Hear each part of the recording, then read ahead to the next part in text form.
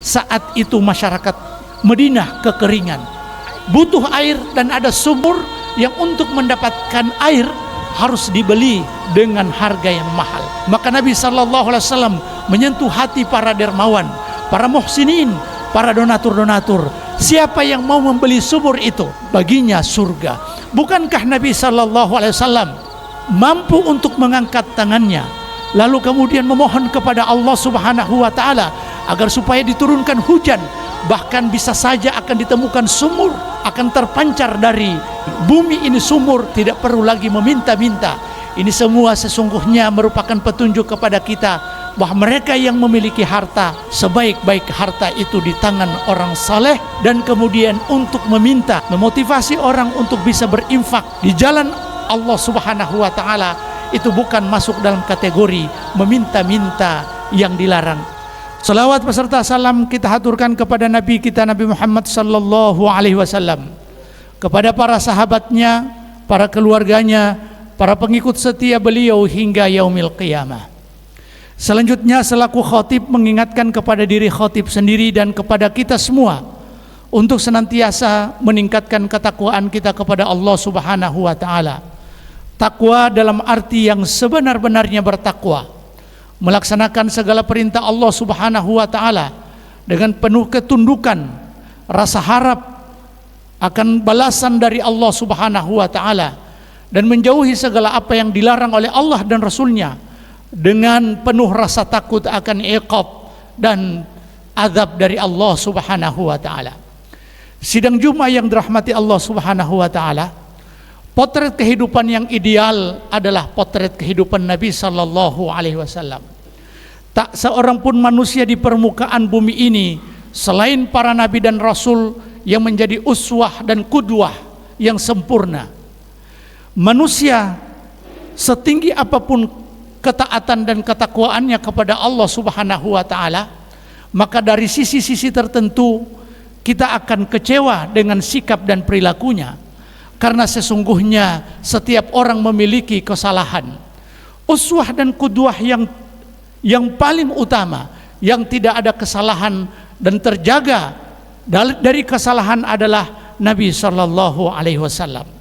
Dalam edisi khutbah Jumat kali ini, mari kita mencoba untuk mengambil dan memetik kehidupan Rasulullah sallallahu alaihi wasallam dan para sahabatnya. Suatu ketika salah seorang sahabat yang bernama Abul Abbas Sahal ibnu Sa'ad As-Sa'idi Al-Ansari radhiyallahu ta'ala anhu menceritakan satu kejadian yang sangat menarik untuk kita bahas dalam edisi khutbah Jumat kali ini. Beliau sampaikan suatu hari Nabi sallallahu alaihi wasallam didatangi oleh seseorang, dan orang itu mengatakan, "Ya Rasulullah, wahai Rasulullah, dullani ala amalin idza amiltuhu ahabbani Allahu wa ahabbani an-nas."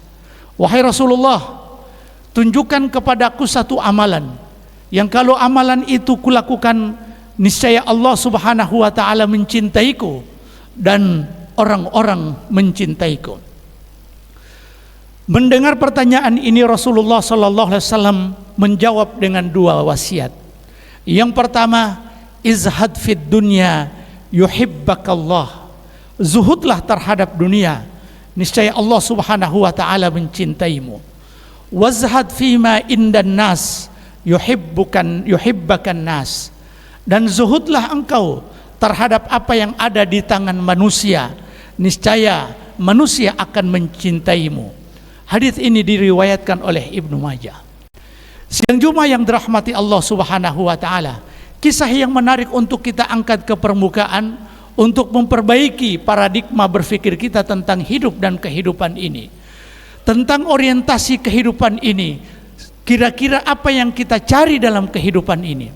Kita lihat seorang sahabat yang datang dengan membawa pertanyaan yang sederhana, namun dari pertanyaan yang sangat sederhana ini terlihat jelas apa tujuan hidupnya, terlihat jelas visi misi dia hidup di dunia ini, dan terlihat jelas apa yang menjadi cita-citanya.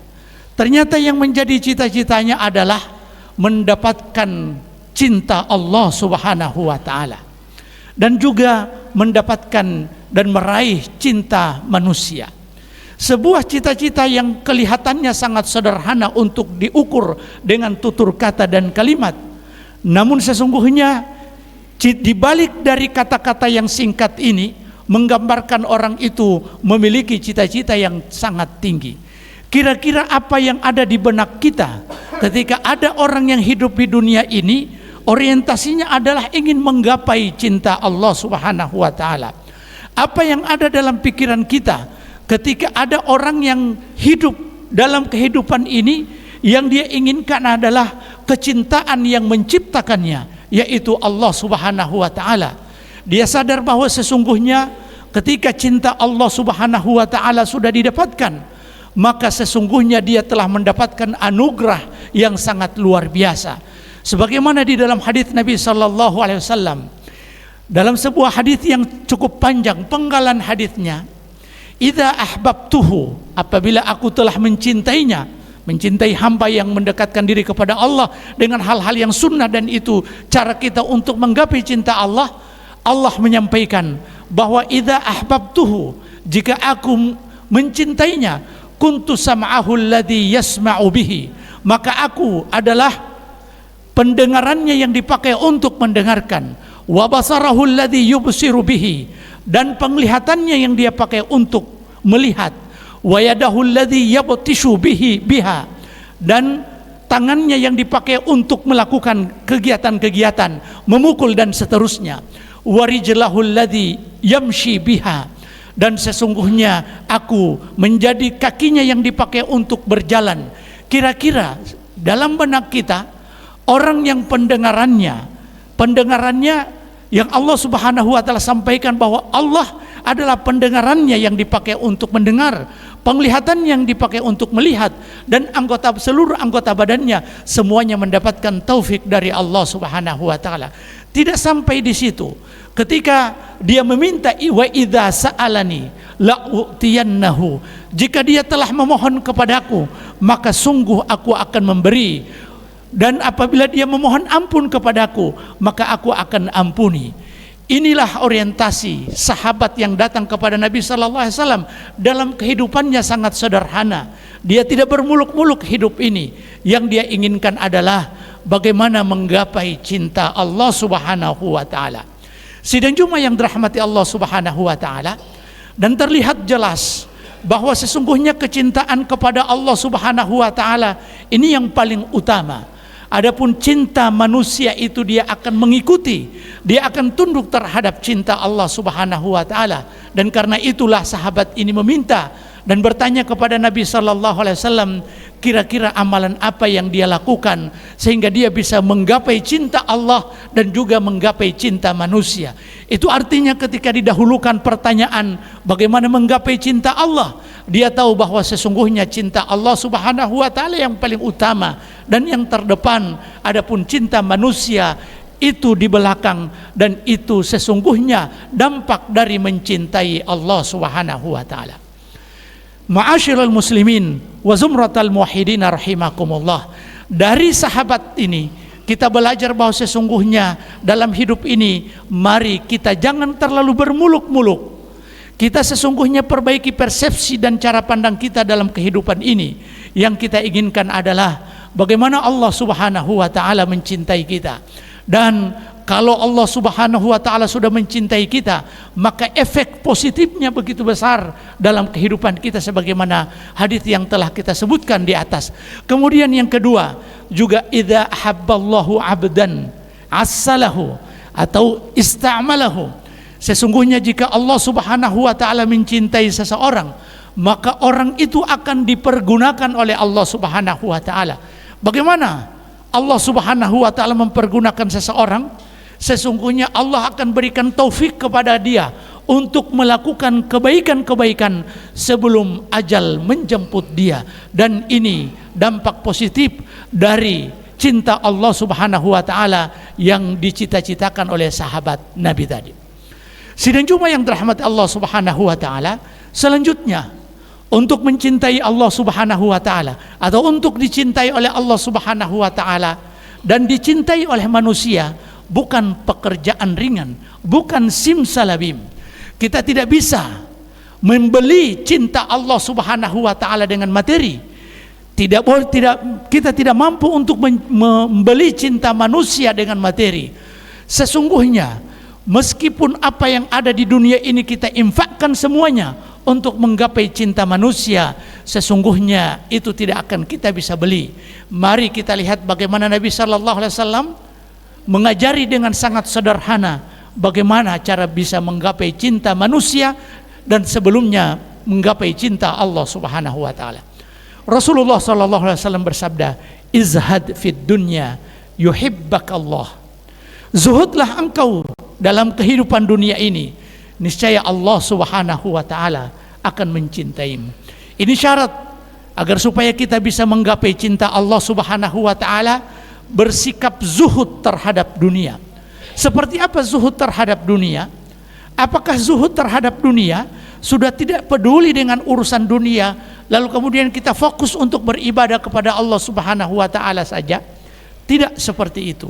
Karena boleh jadi, karena kalau seandainya paradigma berpikir kita tentang kezuhudan keliru, maka dampak kekeliruan itu juga akan berdampak negatif terhadap kehidupan ini. Orang yang zuhud bukan berarti orang yang sudah tidak mau lagi beraktivitas dalam kehidupan dunia. Karena kalau kita melihat orang-orang yang memiliki kedekatan dengan Allah Subhanahu wa taala, mereka adalah orang-orang yang juga dengan beraktivitas duniawi, namun sesungguhnya itu tidak melupakan aktivitas ukhrawi mereka. Bahkan kehidupan dunia serta aktivitas yang ada di dalamnya dipakai untuk menggapai keridhaan Allah Subhanahu wa taala, dan kemaslahatannya adalah kemaslahatan ukhrawi. Bukankah Abu Bakar radhiyallahu taala anhu adalah orang-orang yang dari sisi kehidupan, kalau ditinjau dari kehidupan duniawi, mereka adalah orang-orang yang tidak susah-susah dalam kehidupan dunia ini. Abdurrahman bin Auf, konglomerat umat Islam. Kemudian juga sahabat-sahabat yang lain, Utsman bin Affan, adalah orang yang memiliki aktivitas kehidupan duniawi dan bahkan mereka memiliki materi yang begitu banyak.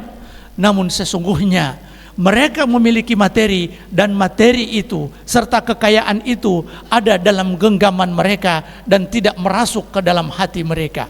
Jika dunia ini hanya berada di tangan, di dalam genggaman tangan, sangat mudah untuk kita bolak-balikan, sangat mudah untuk kita keluarkan, sangat mudah untuk kita yang ada di tangan kiri kita pindahkan ke tangan kanan, yang di tangan kanan sangat mudah untuk kita pindahkan ke tangan kiri. Namun kalau seandainya dunia dengan gemerlapnya ini sudah merasuk ke dalam hati kita, maka ini yang sangat berbahaya. Dia akan bisa merusak hati beserta isinya, dia akan merusak pikiran beserta isinya, dan bahkan orang akan bersikap, bertingkah laku, setiap tingkah lakunya orientasinya adalah faham kebendaan. Dia ingin mendapatkan keuntungan duniawi saja.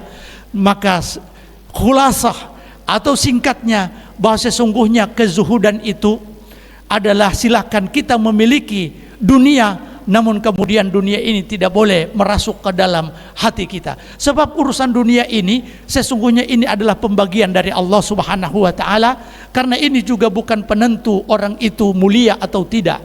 Allah Subhanahu wa taala, nahnu qasamna bainahum wa ma'isyatahum. Kami yang membagi-bagi antara mereka kehidupan mereka.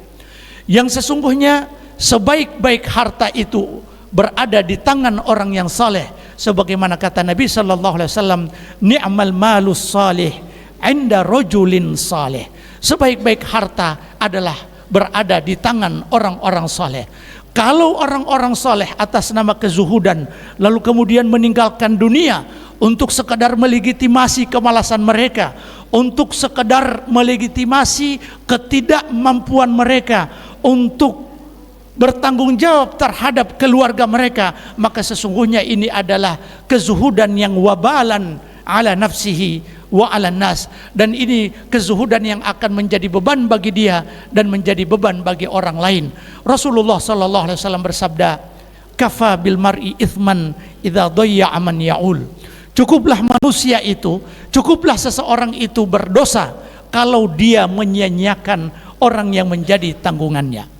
Yang kedua, yang disampaikan oleh Nabi sallallahu alaihi wasallam agar supaya mendapatkan cinta manusia adalah wazhad fi ma 'indan nas. Zuhudlah engkau terhadap apa yang berada di tangan manusia. Yuhibbakan nas, niscaya orang-orang akan mencintaimu. Untuk menggapai cinta manusia adalah tidak terlalu intervensi apa yang berada di tangan manusia, karena secara fitrawi orang itu selalu mencintai hartanya. Wa innahu lihubbil khairi lasyadid. Sesungguhnya dia sangat mencintai al-khair. Al-khair itu adalah al-mal, kata para ulama, sesuatu yang sangat dicintainya. Lalu kemudian yang dicintainya itu selalu kita lirik dan kita minta, terus meminta, maka sesungguhnya itu akan membosankan dan membuat dia akan benci kepada kita. Tapi apakah meminta apa yang ada pada manusia itu adalah dosa ataupun kesalahan secara mutlak? Tidak. Kesalahan secara mutlak adalah ketika meminta-minta itu, meminta-minta untuk diri sendiri. Tapi kalau seandainya meminta, memfasilitasi dia untuk bisa berbuat baik, justru itu adalah merupakan petunjuk dari Nabi Shallallahu Alaihi Wasallam. Kalau kita mencoba untuk membuka sejarah, lembaran-lembaran sejarah, bukankah Nabi Shallallahu Alaihi Wasallam ketika ditawari untuk berhenti berdakwah dengan tawaran yang sangat menggiurkan, silakan engkau tinggalkan dakwah ini. Kalau seandainya yang kamu inginkan adalah kekuasaan, kami siap tunduk kepadamu dan kami jadikan engkau pemimpin tertinggi kepada kami. Kalau seandainya yang kamu inginkan adalah istri, maka kami akan nikahkan engkau dengan wanita yang paling cantik dan yang engkau suka di Jazirah Arabia ini. Tapi kemudian Nabi Sallallahu Alaihi Wasallam menjawab, seandainya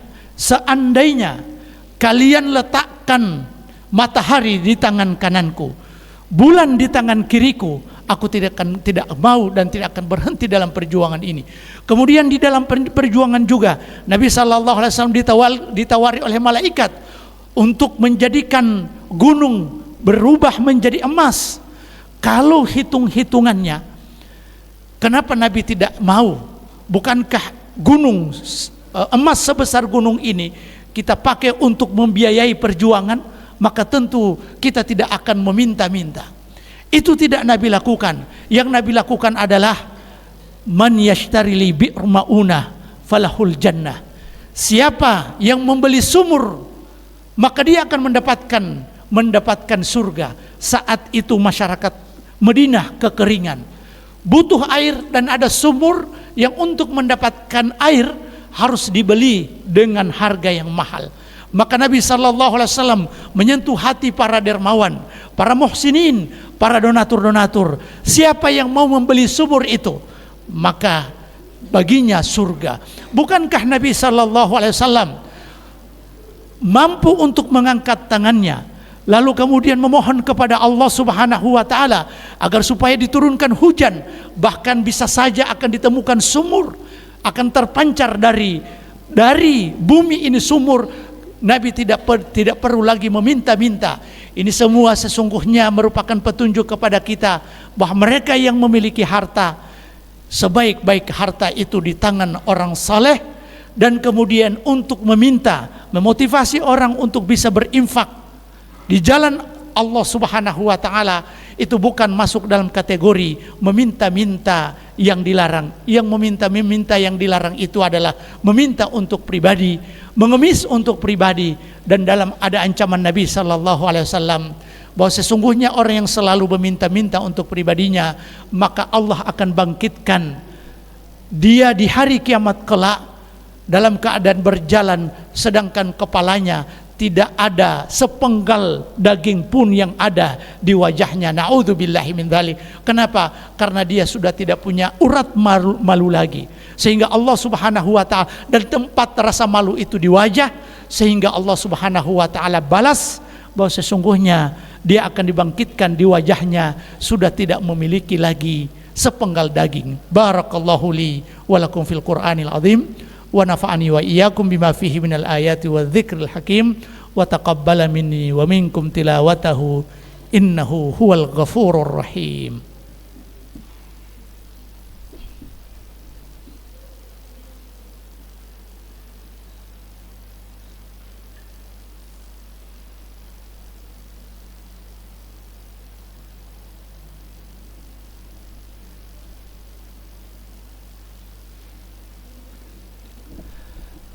Alhamdulillahi hamdan katsiran kama amar. Asyhadu an la ilaha illallah wahdahu la syarikalah wa asyhadu anna Muhammadan abduhu wa rasuluh. Allahumma salli wa sallim ala nabiyyina Muhammadin wa ala alihi wa sahbihi ajma'in. Ya ayyuhalladzina amanu taqullaha haqqa tuqatih wa la tamutunna illa wa antum muslimun. Sidang Jumat yang dirahmati Allah Subhanahu wa taala. Cinta Allah Subhanahu wa taala sangat mahal harganya.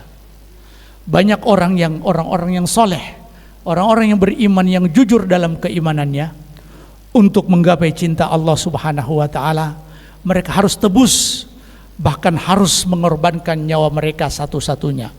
Nyawa mereka gadaikan di medan jihad untuk mendapatkan cinta Allah Subhanahu wa taala. Namun dalam hadis ini, untuk menggapai cinta Allah Subhanahu wa taala, Nabi sebutkan dalam format yang sangat sederhana. Zuhud terhadap dunia. Zuhud terhadap dunia menjadi kata kunci seseorang bisa menggapai keridhaan Allah Subhanahu wa taala, menggapai cinta Allah Subhanahu wa taala. Begitu pula dicintai oleh manusia adalah merupakan given, merupakan mauhibah, merupakan pemberian dari Allah Subhanahu wa taala, merupakan anugerah dari Allah Subhanahu wa taala. Sebab kalau kita lihat ada manusia yang dicintai oleh Allah Subhanahu wa taala, namun belum tentu dia dicintai oleh manusia. Dan betapa banyak orang yang sangat dekat dengan manusia, sangat dicintai oleh manusia, tapi dia tidak dicintai oleh Allah Subhanahu wa taala. Dan ada orang yang dicintai oleh Allah Subhanahu wa taala juga dicintai oleh manusia. Yang terakhir ini adalah merupakan anugerah di atas anugerah. Sebab cinta Allah Subhanahu wa taala berpadu dengan cinta manusia, maka itu hanya diberikan kepada segelintir orang dan tidak semua orang bisa mendapatkannya. Oleh karena itu, orientasi dalam kehidupan ini adalah menggapai cinta Allah Subhanahu wa taala. Jika kita mencintai Allah Subhanahu wa taala dengan segala macam konsekuensinya dan berkonsekuensi tidak mendapatkan cinta manusia, maka itu tidak seberapa. Itu masih bisa ditolerir, karena sesungguhnya yang paling utama adalah dicintai oleh Allah Subhanahu wa taala. Tapi jangan sampai karena ingin dicintai oleh manusia, lalu kita harus menggadaikan, harus kita tebus dengan kemarahan Allah Subhanahu wa taala, atau harus kita tebus dengan kedurhakaan kita kepada Allah Subhanahu wa taala. Na'udzubillahi min dzalik. Yang ketiga ini adalah pemberian Allah Subhanahu wa taala yang tidak semua orang bisa mendapatkannya, dan biasanya ini adalah qabul dari Allah Subhanahu wa taala. Sebagaimana dalam hadis, innallaha idza habba 'abdan, sesungguhnya Allah Subhanahu wa taala jika mencintai seorang hamba, nada Jibril, dipanggil Jibril, nada Jibril, kemudian fayuhibbuhu Jibril mencintai orang itu. Jadi di langit Jibril dipanggil, lalu kemudian Jibril mencintai orang yang ada di bumi itu. Lalu kemudian Jibril mengumandangkan dan memandangkan kepada penduduk langit bahwa innallaha ahabba 'abdan, sesungguhnya Allah Subhanahu wa taala mencintai hamba, fa'ahibbuhu, maka hendaklah kalian mencintainya. Maka penduduk langit mencintainya, tsumma yudha'u lahul qabulu fil ard, lalu kemudian Allah Subhanahu wa taala berikan dia terterima. Allah Subhanahu wa taala anugerahkan kepada dia berupa terterima di permukaan bumi. Itulah sesungguhnya dampak dari mencintai Allah Subhanahu wa taala. orang akan dicintai di bumi. Tapi kalau seandainya dia mencintai Allah Subhanahu wa taala, lalu penduduk yang ada di bumi ini sesungguhnya menjadi musuhnya, maka itu bukan menjadi ukuran bahwa dia itu dibenci oleh Allah Subhanahu wa taala. Sebab wa in tuti' aktsara man fil ardi yudilluka an sabilillah. Jika engkau mengikuti kebanyakan yang ada di muka bumi ini, maka sesungguhnya mereka akan menyesatkan kamu dari jalan Allah Subhanahu wa taala. Di hari Jumat yang seperti ini, mari kita memperbanyak bersalawat kepada Nabi sallallahu alaihi wasallam. Barang siapa yang bersalawat kepada Nabi sallallahu alaihi wasallam 1 kali, maka Allah Subhanahu wa taala akan balas 10 kali lipat. Allahumma salli wa sallim ala nabiyina Muhammadin wa ala alihi wa sahbihi ajma'in. Allahumma la tada' lana dhanban illa ghafartah, wa la hamman illa farajtah, wa la daynan illa qadaitah, wa la hajatan min hawaijid dunya wal akhirati illa qadaitaha ya arhamar rahimin. Allahumma qasim min khasyatika ma tahulu bihi bainana wa baina ma'siyatik, wa min ta'atika ma tuballighuna bihi jannatak, wa min al-yaqini ma tuhawwinu alaina bihi masa'ibad dunya. Allahumma matti'na bi asma'ina wa quwwatina wa absarina abadan ma ahyaytana waj'alhu al-waritha minna waj'al tha'rana ala man zalamana wansurna ala man 'adana. Allahumma la tusallit alaina bidhunubina man la yakhafuka wa la yarhamuna. Allahumma ansur ikhwanana al-madlumin al-muttahadin fi Filastin. Allahumma ansur ikhwanana al-madlumin al-muttahadin fi Filastin. Allahumma ansur ikhwanana al-madlumin al-muttahadin fi Filastin. Allahumma ansur al-mujahidin fi Filastin. Allahumma wahhid sufufahum. Allah wajma' kalimatahum wa waffiqhum lima tuhibbuhu wa tardahu ya rabbal alamin. Allahumma ahlikil kafarata wal musyrikin a'da'aka a'da'ad din. Allahumma ahlikil yahud wa man awanahum ya rabbal alamin. Allahumma ighfir lana wa li ikhwanina alladhina sabaquna bil iman wa la taj'al fi qulubina ghillan lil ladzina amanu rabbana innaka ra'ufur rahim. Rabbana atina fid dunya hasanah wa fil akhirati hasanah wa qina adzaban nar. Wa sallallahu ala nabiyyina Muhammadin wa ala alihi wa sahbihi wa sallam. Subhana rabbika rabbil izzati amma yasifun wa salamun alal mursalin walhamdulillahi rabbil alamin wa aqimis salah.